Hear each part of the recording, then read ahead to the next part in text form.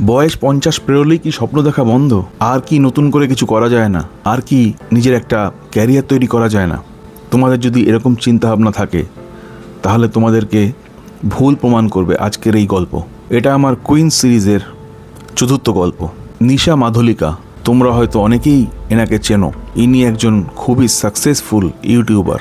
এই নিশা মাধুলিকা 52 বছর বয়সে নিজের একাকিত্ব কাটানোর জন্য রান্নার ভিডিও দিয়ে ইউটিউব যাত্রা শুরু করেন। তারপরে বাকিটা হিস্ট্রি। বাড়ির রান্নাঘরের অভিজ্ঞতায় হয়ে ওঠে তার ডিজিটাল পরিচয়। তোমরা গিয়ে ইউটিউবে চেক করতে পারো কে নিশা মাধুলিকা, যদি তোমরা এখনও তাকে না চেনো। তার এখন মিলিয়ন সাবস্ক্রাইবার্স, আর সে এখন লক্ষ টাকা উপার্জন করে প্রতি মাসে, এবং সে একজন সাকসেসফুল কন্টেন্ট ক্রিয়েটার। তাই এটাই বলতে চাই যে স্বপ্ন দেখার কোনো বয়স হয় না। তোমার যদি 50 বছর হয়ে গিয়ে থাকে তাহলে ভেবো না যে তোমার জীবন শেষ, তুমি আর কিছু করতে পারবে না।